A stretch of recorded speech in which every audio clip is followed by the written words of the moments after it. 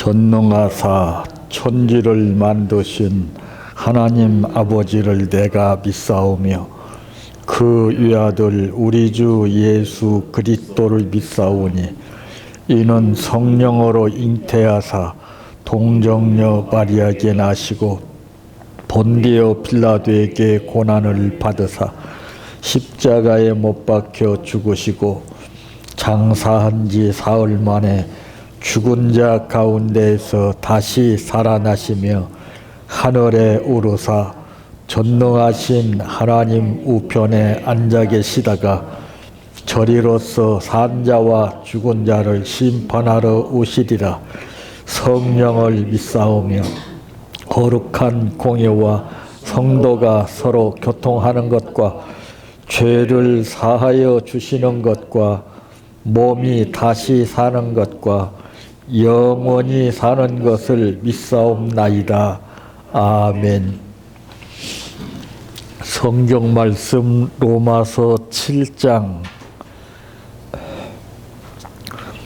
23절에서 25절 말씀까지입니다.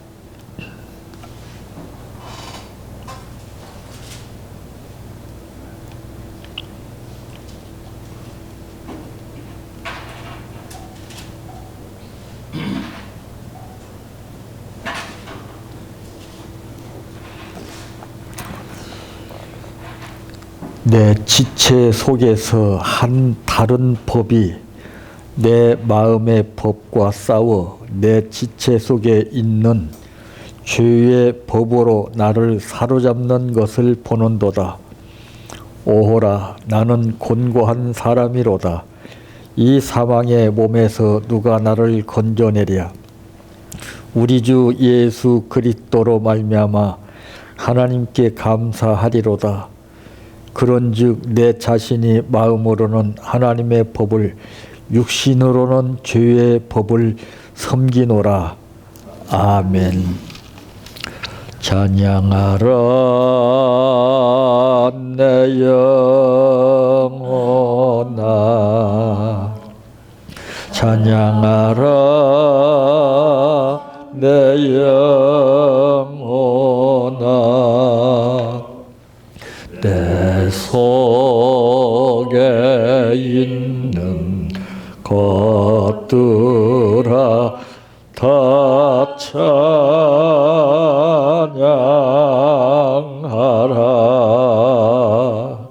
사랑하라 내 형제를, 사랑하라 내 형제를, 내 형제를 내 몸같이 다 사랑하라.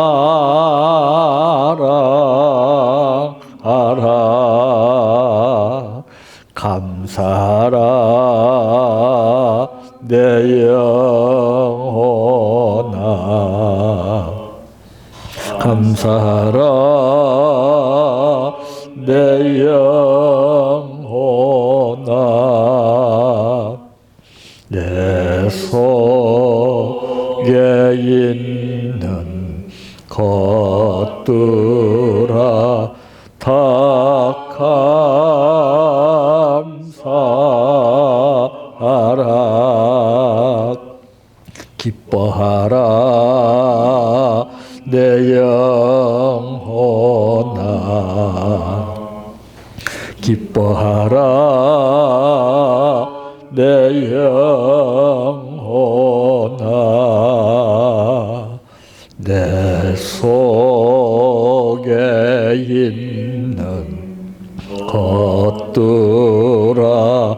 다 기뻐하라.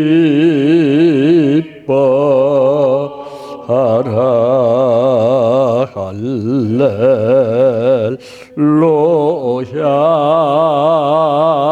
할렐루야,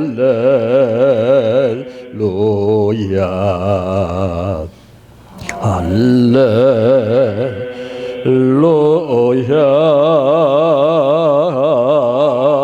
아멘. 할렐루야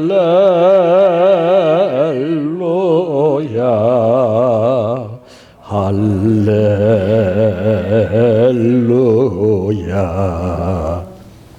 할렐루야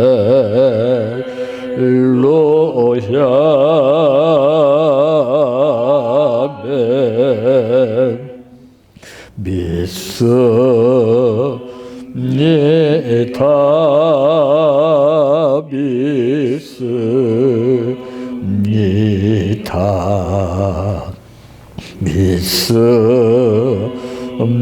믿습니다 주님 믿습니다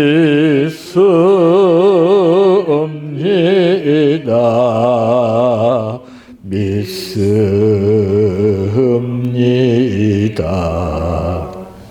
믿습니다 주님 아시지요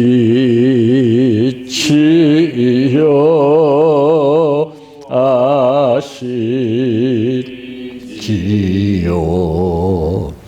아시지요 주님 아시지요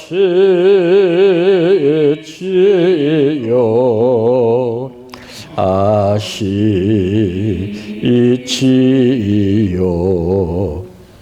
아시지요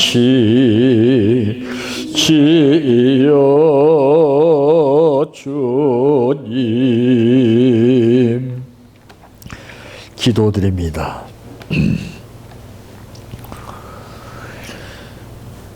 이 세상에 수많은 사람들이 살고 있지만은 지혜스러운 사람과 지혜스럽지 못한 사람들,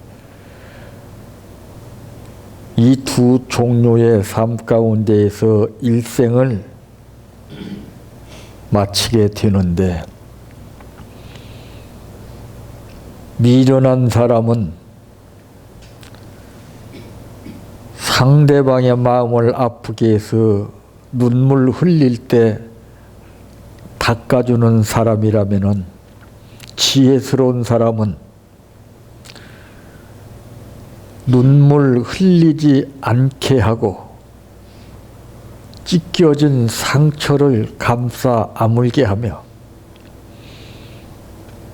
멍든 가슴을 어루만져 주는 것이 지혜스러운 사람인 것을 말씀했습니다.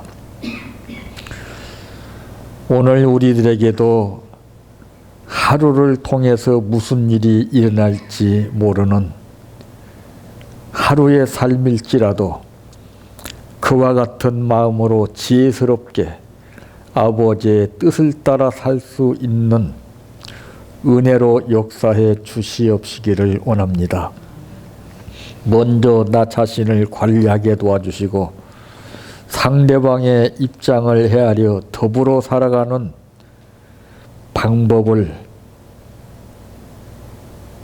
모든 사람에게 알려주게 하고 본을 보이는 삶이 이런 것입니다. 말보다는 행동으로, 생활로, 신앙으로 나타나게 하여 주시옵소서. 오늘 또 아버지 앞에 정성을 다하여 감사를 드렸습니다.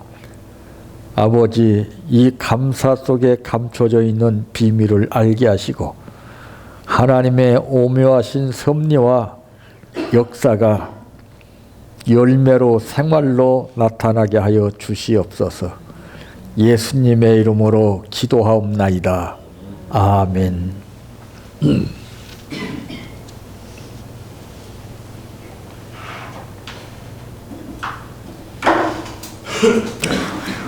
오늘 말씀의 제목은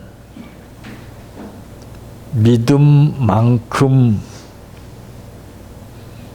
신앙 고백이 다르다 하는 말씀입니다.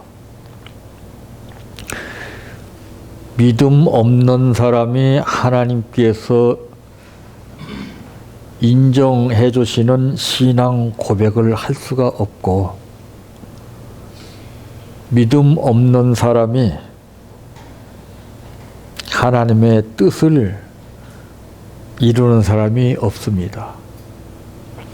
그러니까 믿음이라고 그러는 것은 정말 얼마나 중요한가 하는 것을 알 수가 있는데, 이 믿음만큼 신앙 고백이 각자 다 다르다는 것을 우리는 알 수가 있는데, 이제 이 사도 바울은 신앙 고백을 어떻게 했으며, 우리가 늘상 하나님 앞에 신앙 고백을 하고 있는 나의 신앙 고백은 어떻게 하고 있는가를 한번 비교해 보시기를 바랍니다. 첫 번째, 사람이로다 그랬습니다. 내 지체 속에서 한 다른 법이 내 마음의 법과 싸워 내 지체 속에 있는 죄의 법으로 나를 사로잡는 것을 보는도다. 오호라. 나는 곤고한 사람이로다 그랬습니다.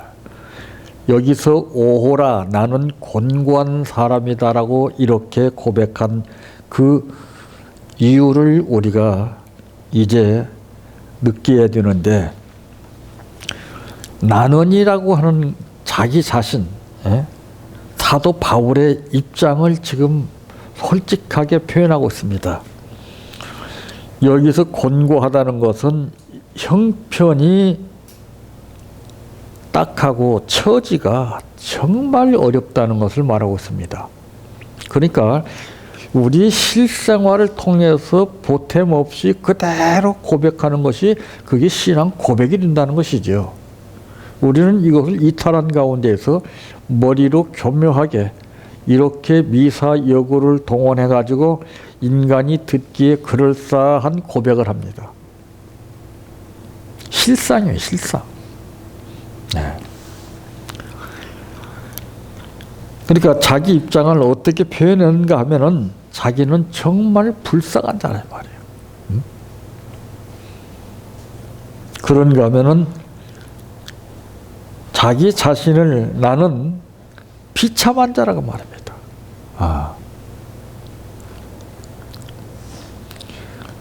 그 이유가 무엇인가 하면은 영의 생각대로 살 수 없는 연약하고 곤고한 삶이라는 것을 그는 고백했어요. 근데 우리는 잘 살잖아요. 느끼지 못하면서. 우리는 떳떳이 삽니다, 그냥.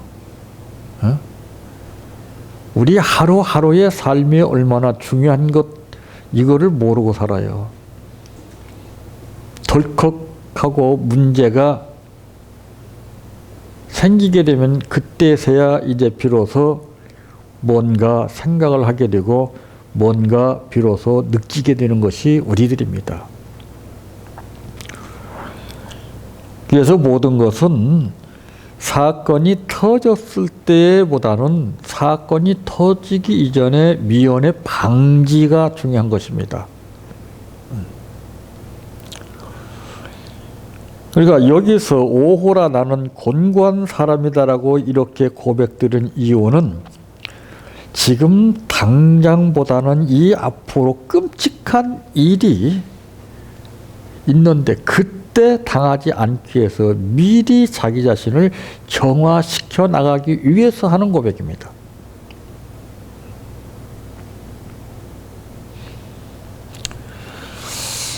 아까도 말씀드렸습니다마는 이제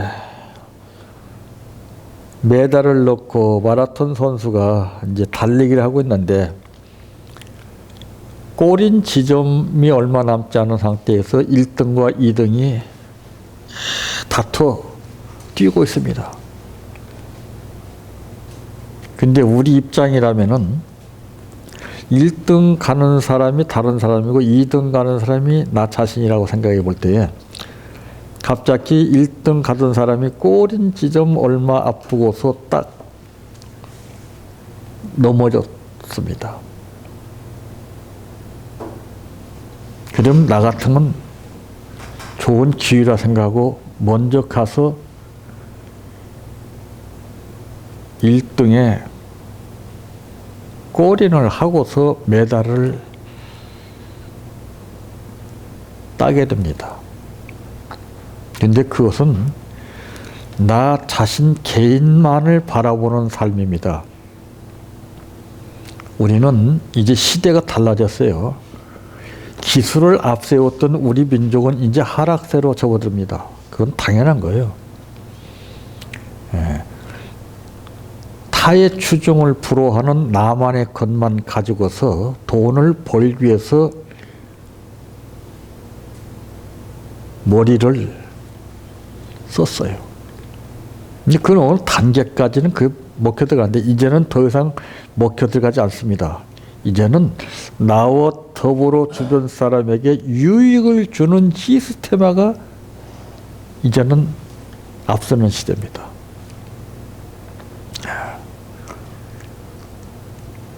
우리나라 보세요. 전부 개별 독단적이죠. 자기만의 사익공리를 찾고 자기밖에 모르고 자기 가족밖에 모르고 자기 교회밖에 모르고 이거 무서운 거죠. 왜 성경에 내 이웃을 사랑하라고 하셨는지 말씀의 뜻을 모르기 때문에 그래요. 세계적으로 명성이 높은 사람들 보세요. 그 사람들은 공통점이 있어요. 다 자기 자신의 명예와 영리 목적을 위해서 삶을 사는 사람이 아닙니다. 이웃과 더불어 사는 사람이에요. 어? 내가 머릿속에서 개발한 것이 나 자신만의 영리 목적을 위해서 개발한 것이 아니라 나뿐만 아니라 그것을 사용하는 사람에까지 그 혜택을 볼 수 있도록 공감대를 일으키게 해주는 거예요.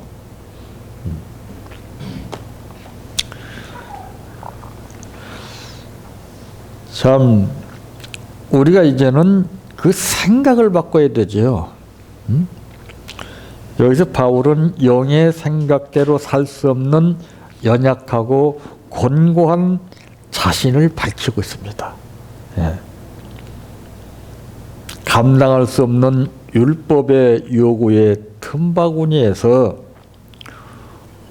고통 당하는 것이 인간임을 로마서 3장 20절에 말씀했죠. 여러분, 고통이라는 것은 참 끔찍한 것입니다.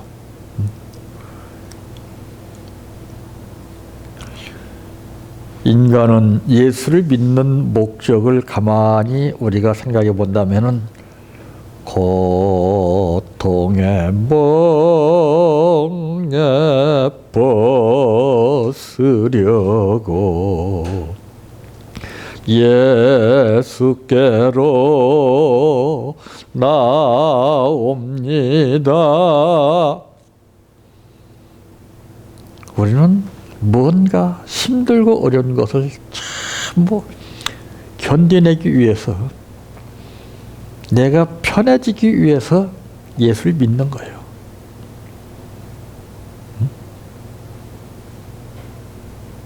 예수 믿는 사람들 보세요. 전부 편한 삶을 추구하고 삽니다. 힘없고 연약한 사람들이 고통을 당하고, 마치 그들은 잘못 살아서 그런 것처럼 매도해버리고 정죄하고 나만 잘 살면 된다는 식으로 손 한 팔만 펼치면 그들을 붙들어주고 일으킬 수 있으련만 내 손이 시려워서 호주머니에다 집어넣고 나 자신만을 위해서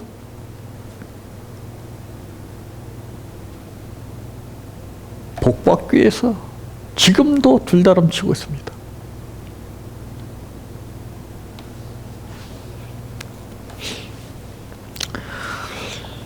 누구나가 인간은 감당할 수 없는 그 율법의 요구의 틈바구니에서 고통을 당하게끔 됐습니다. 그러면 우리는 십시일반으로 내가 당했기 때문에, 내가 탕감을 받았기 때문에, 내가 구원을 받았기 때문에 이제는 저들을 생각을 해야 됩니다.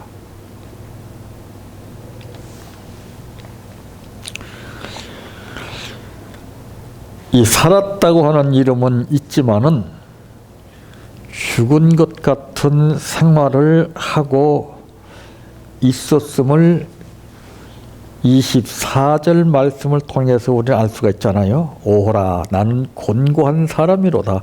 이 사망의 몸에서 누가 나를 건져내랴 그랬습니다. 자, 인간은요, 이 모든 것을 지속적으로 이끌어갈 수 있는 그런 힘이 부족합니다. 그때뿐이에요. 예. 그래서 성경에 보니까 우리에게 은혜를 주시는데 어떤 은혜를 주시느냐? 한꺼번에 끝까지 갈 수 있는 은혜를 주시지 않았습니다. 때를 따라 돕는 은혜. 그러니까 우리는 은혜 없이는 살 수 없다는 것을 말씀하고 있죠. 어제 받은 은혜가 오늘까지 지속적으로 끊임없이 유지되는 줄 알지만은 그게 아닙니다. 어제 먹었던 밥이 지금까지 더부룩한 상태에서 배부르게 그냥 있는 게 아닙니다. 그때마다 먹어줘야 하는 것처럼 은혜도 마찬가지입니다. 살았다고 하는 이름은 있으나 죽은 것 같은 생활, 이것이 정말 괴로운 거예요. 이름은 신앙인데 생활은 그게 아니라고 말이에요. 이것이 우리들에게 고통적인 현실로 딱 느껴진다면 아마 정신을 차리겠죠. 근데 그런 감각을 느끼지 못하고 사니까 나는 괜찮은 줄 알아요. 왜 우리가 건강을 체크를 해야 되죠?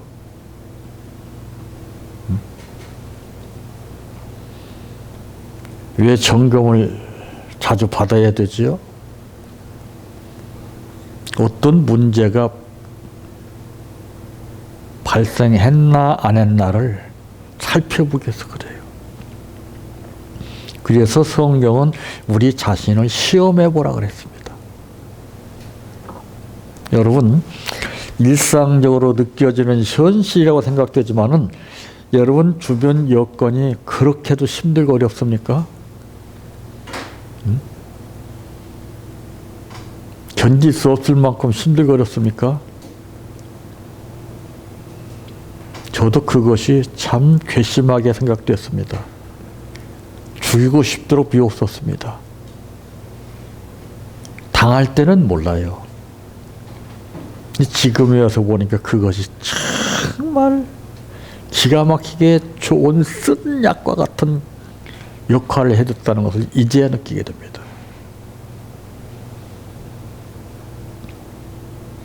지혜가 무엇일까를 생각해 봤어요. 잘못을 저지러 놓고 위로해 주는 건 미련한 겁니다. 뺨을 때려서 흐르는 눈물을 고급 손수건으로 닦아주는 거, 이 미련한 것입니다. 지혜 쓴 사람은 뺨을 때리지 않을 뿐더러 눈물을 흘리게 하지 않습니다. 상대방에게 고통을 주지 않습니다. 저는 이제 앞으로 이 주례를 달리 생각해 봤습니다. 주제를 달리 생각해 봤습니다. 결혼을 왜 하느냐? 왜 합니까? 사랑해서요? 좋아서요? 아닙니다. 상대가 어떤 사람인가 알기 위해서 결혼하는 거예요. 안 그래요?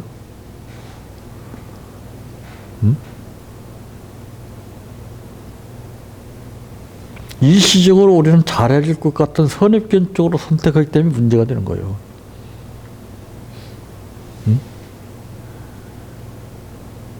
몰라요. 그 사람을 제대로 알았더라면 문제가 되지 않아요. 모르니까 의견 대립이 끊임없이 이루어지고, 그렇게 한때는 사랑했던 사람이면은 미운 마음과 증오심이 불렸듯 일어나는 거예요. 저는 지난날의 과거를 생각해 볼 때 제 삶을 한번 느껴보게 됩니다. 나도 저랬었는데 그건 아무것도 아닙니다. 나는 그보다 더한 것도 당했던 사람입니다. 그 심정이 이해가 가죠. 그건 어느 누구도 몰라요. 당해보지 않고는 모릅니다. 근데 주님은 아셔요. 그 마음을. 참. 우리가 그 주님을 의식하지 못하기 때문에 풍랑을 보고 겁을 먹고 생명의 위협을 느끼는 거 아니에요.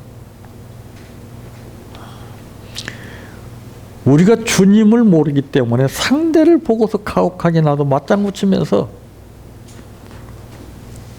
죽일 놈 살릴 놈 하면서 다투지 않습니까? 거기에 사랑과 믿음이 빠졌기 때문에 그렇습니다. 사랑과 믿음이 들어가게 되면은 상대가 그렇게 아름다울 수가 없어요. 옆에서 잔소리하는 거 참 귀찮고 괴롭습니다. 죽여버리고 싶어요.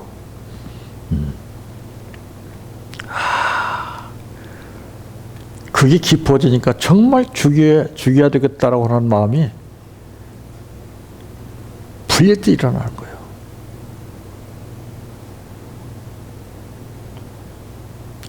근데 가만히 생각해 보니까 내 자신을 한번 냉정히 생각해 보자. 그래도 한때는 사랑했던 사람이 아니었었는가? 내가 속고 있구나. 저 사람은 천사인데 내가 지금 색안경을 쓰고 보니까 미운 사람으로 보이는구나. 죽이고 싶은 사람으로 보이는구나. 내가 사랑과 믿음이 식어지니까 자전거처럼 그 소리가 들리지 않고서 아주 듣기 싫은 소리로 들리는구나.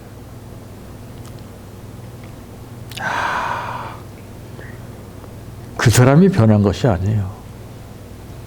내가 변한 거예요. 내가 변하고 나니까 그 사람이 벌써 달라져 있더라고요. 이건 무엇입니까? 착각 현상을 이루는 거예요.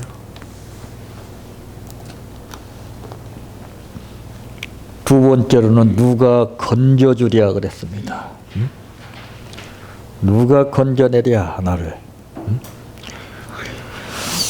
자, 그것도 사망의 몸에서 누가 건져내랴.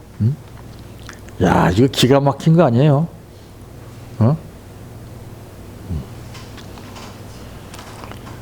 사랑이 있든 없든 믿음이 식어졌든 있든 상관하지 않고 조금 전에도 피가 나게 싸웠을지라도 사망의 구렁텅이에 빠지게 되면은 너 죽어라 하고 나몰라라 하지 않습니다. 피나게 싸운 사이일지라도 인간은 본능적으로 손을 내면서 끄집어내게끔 되어 있습니다. 사랑이 있어서요? 믿음이 있어서요? 한번 생각해 보세요, 여러분들. 사랑이 없고 믿음이 없는데도 당연시 하는 거 아니겠습니까? 거기 믿음이 있고 사랑이 있었다면 어떻게 했습니까? 그건 여러분들이 한번 연구해 보시기 바랍니다.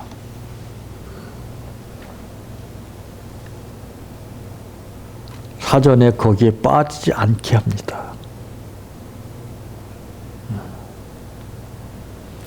인간의 가장 큰 욕구는 죽음으로부터 구원받는 일입니다. 우리 구원을 한번 생각해 보세요. 구원이 와 닿습니까?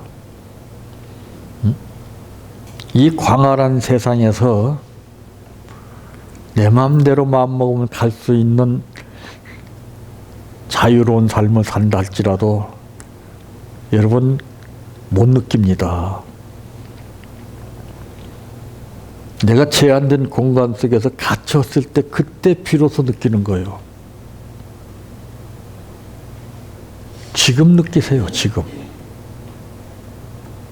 지금 느끼세요. 지금. 다 망가져버리고 난 후에 1000번만 뉘우치고 땅을 치며 통곡해도 그때는 소용없습니다. 지금 구원의 가치를 느끼세요. 지금 은혜의 가치를 느끼세요. 지금 내 옆에 있는 사람의 가장 귀중한 존재라는 걸 느끼세요. 그걸 느끼지 못하고 어떻게 이방인들 앞에서 손을 내밀어 구원받으라고 우리가 말할 수 있겠습니까? 뻔뻔한 거 아닙니까?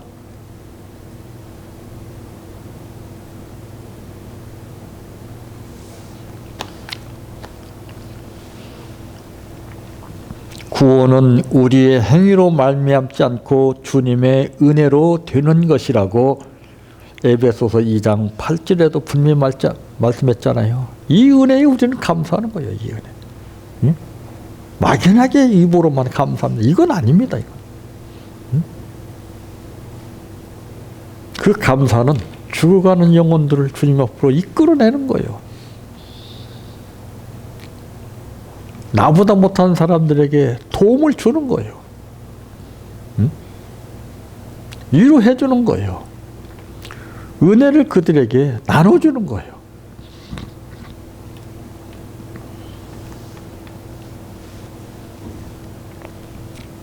구원받지 못하고 사는 것은 가장 불쌍한 일임을 우리는 알아야 됩니다. 우리는 불쌍히 여기는 마음이 전혀 없어요. 응? 우리는 입으로는 불쌍히 여긴다고 하면서도 남을 나라고 삽니다. 이게 제일 무서운 겁니다.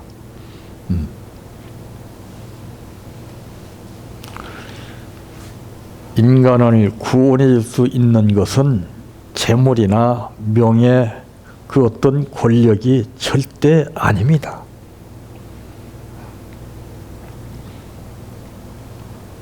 이 구원이라고 하는 것을 우리가 다시 한번 깊이 한번 생각해 봐야 됩니다.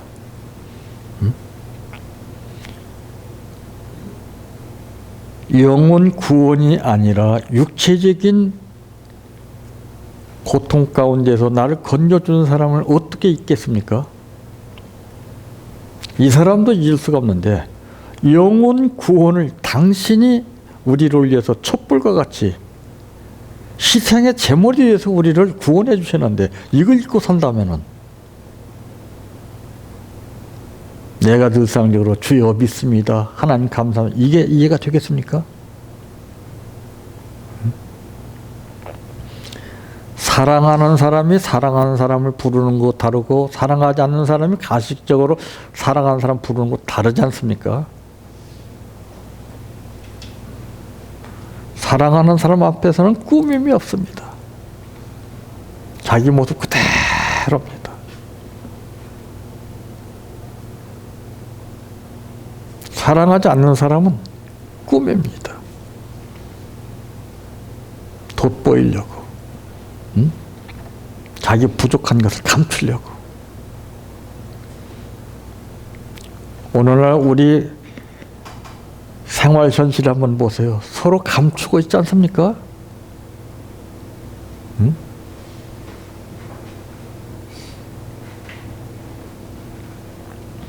그러니까 뜨거웠던 한때의 사랑과 믿음이 생각은 나는데 그게 마음대로 안 되니까 이게 미치는 거예요. 이렇게. 내 모습 이대로를 솔직하게 보여줄 수 있는 그런 고백이 나와야 됩니다.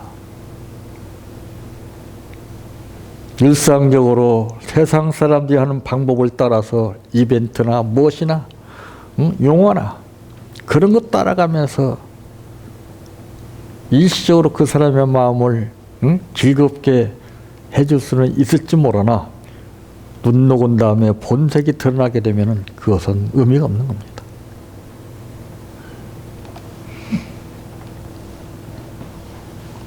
내 옆에 있는 사람이 나를 건져주셨다고 한번 생각해 보세요.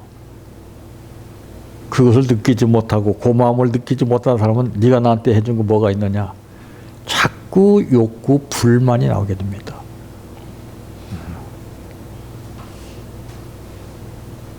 다른 것 다 필요 없습니다.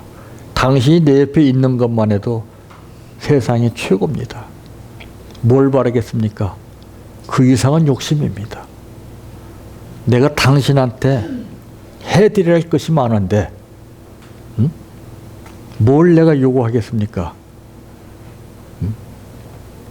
그게 고백 아니에요. 세 번째로는 감사하리라 그랬습니다. 우리 주 예수 그리스도로 말미암아 하나님께 감사하리로다 그랬습니다. 예수로 말미암아 하나님께 감사하리라고 말입니다. 예수 이름 외에는 구원을 베푸실 이름이 없다고 하는 것을 성경은 분명히 말씀했죠. 그 끈을 붙잡고 놓지 말아야 돼요. 그 구원의 은혜. 무엇이 필요하겠습니까? 사람이 은혜를 망각하게 되면은 비참한 현실에 빠지게 됩니다.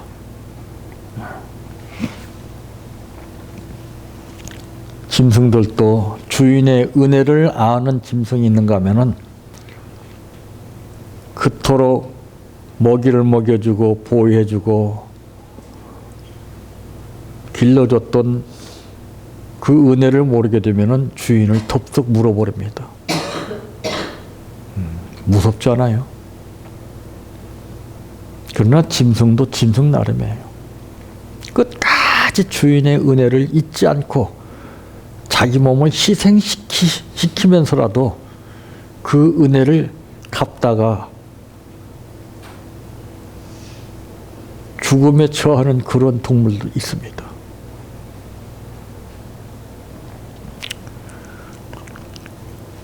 오직 예수만이 길이요 진리요 생명이기 때문에 예수를 통해서 구원을 받는다고 하는 것을 우리는 이론적으로만 생각하면 안 됩니다. 그것이 내 고백이 나와야 돼요. 실제적으로. 그래야 주님이 인정하시는 거 아니겠어요? 우리 가정에서 그래요. 실제적으로 인정받을 수 있는 고백을 해야 되지. 기분 따라서 기분 좋으면 사랑해 좋아, 기분 나쁘면 팩팩거린다면 그건 의미가 없습니다.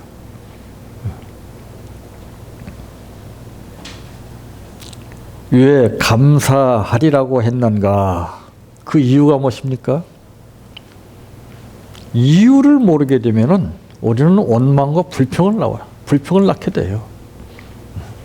원인을 모르게 되면은 결과를 우리가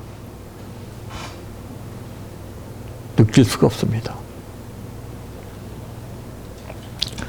그 이유는 바로 죄인의 부르짖음을 듣고 응답해 주신 분은 예수님밖에 없다는 것을 고백한 거예요. 우리가 말로는 당신밖에 없어 해놓고서는 별거 아닌 문제가 발생하게 되면은 그때는 노골화된 자기의 모습이 그대로 나오지 않습니까? 그러니까 자꾸 상처가 깊어지는 거예요. 자꾸 감정이 커지는 거예요.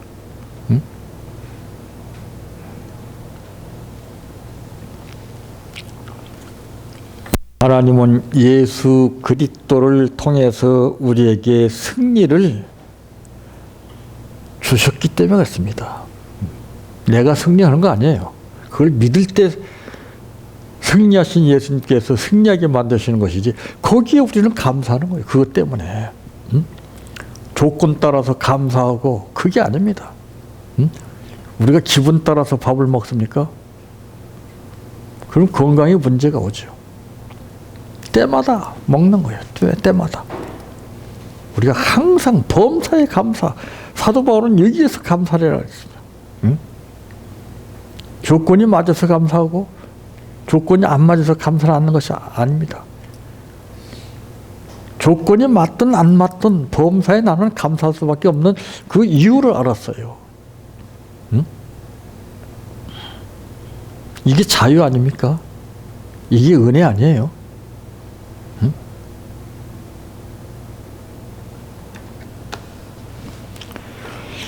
우리 주 예수 그리스도로 말미암아 하나님께 감사하리로다. 그런즉 내 자신이 마음으로는 하나님의 법을 육신으로는 죄의 법을 섬기노라. 두 가지가 바울을 괴롭히고 있지만 그러나 여기에서 바울은 정말 감사하는 이유를 깨달았습니다.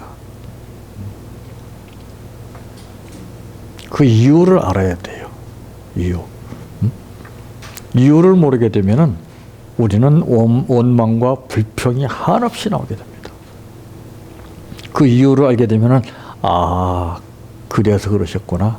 감사합니다. 고맙습니다. 이게 나옵니다. 근데 왜 이래? 뭐 때문에 그러지? 이해가 안 되네? 이럴 수가 있어? 이게 나와요, 이게.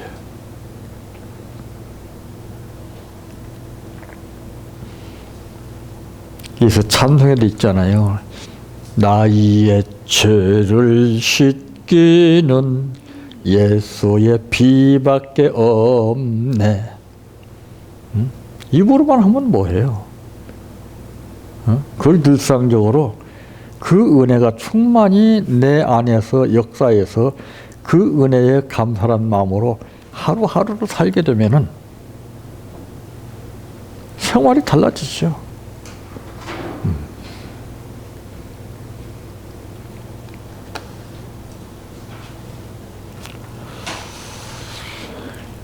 나의 신앙 고백과 사도 바울의 신앙 고백의 다른 점이 무엇인가를 한번 살펴보고 오늘 우리도 육성으로 입버릇처럼 상식적으로 성경 구절이나 인용해서 그럴싸하게 인간들 앞에서 이벤트적으로 하는 그런 용어를 신앙 고백으로 삼지 말고 우리의 실상이 바울의 신앙 고백이 나왔던 것처럼 우리들도 이런 진실된 신앙 고백이 이루어지시기를 바랍니다. 내 평생 소원 이것뿐 주의 일하다가 이 세상 이별하는 날 주 앞에 가리라. 꿈같이 헛된 세상일 취할 건 뭐냐. 이 수고함만 하여도 헛된 것뿐일세. 불같은 시험 많으나 겁내지 맙시다. 구주의 권능 거시니 이기고 남겠는데 금보다 귀한 믿음은 참 법의 태도다. 이 진리 믿는 사람들 다 복을 받겠네. 살같이 빠른 광음을 주위에 아끼세 온 몸과 마음을 바치고 힘써서 일하세. 주기도로 바칩니다. 하늘에 계신 우리 아버지여, 이름이 거룩히 여김을 받으시오며 나라의 임하오시며 뜻이 하늘에서 이루어진 것 같이 땅에서도 이루어지이다. 오늘날 우리에게 일용할 양식을 주옵시고 우리가 우리에게 죄 지은 자를 사하여 준 것 같이 우리의 죄를 사하여 주옵시고 우리를 시험에 들게 하지 마옵시고 다만 악에서 구하옵소서. 대개 나라와 권세와 영광이 아버지께 영원히 싸움나이다. 아멘.